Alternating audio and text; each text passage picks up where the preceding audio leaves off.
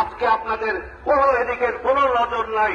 আপনাদের আমি একটা কথা বলতে চাই, যদি 24-এর জন্ম আপনারা দিয়ে থাকেন তবে এই বেক্সিমকো 25-এর জন্ম দিবে।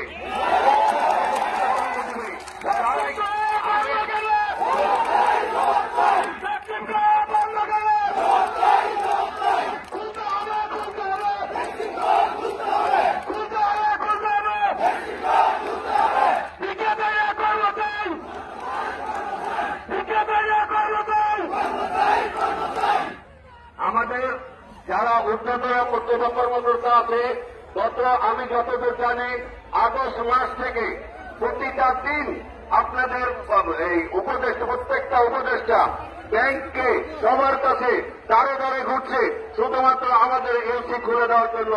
আপনাদেরকে সমস্ত প্ল্যান দেওয়া আছে যে আমাদের এই লোন, হ্যাঁ আমাদের মালিক অনেক টাকা লোন নিয়েছে, ঠিক আছে, কিন্তু এই লোন কিভাবে শোধ করবে তার প্ল্যান তারা দিয়েছে, কিন্তু আপনারা এটা মানতেছেন না। আপনারা যদি আপনাদের এলসি যদি না খোলেন আমাদের টাকা আমাদের টাকা আমরা কেমনে শোধ করবো? আমাদেরকে সময় দেন, আমরা আপনাদের সব টাকা শোধ করে দেবো। কিন্তু এই ওয়ার্কার, এই কর্মকর্তা কর্মচারীদের যদি রাস্তায় নামিয়ে দেন এই দায়ভার এই আমাদের কেউ নেবে না, এই দায়ভার সমস্ত প্রশাসনের কাছে চলে যাবে। আমরা গত 14 তারিখে যে মানববন্ধন করছি, শান্তিপূর্ণ মানববন্ধন, এইটা আপনারা আমলে নেন নাই।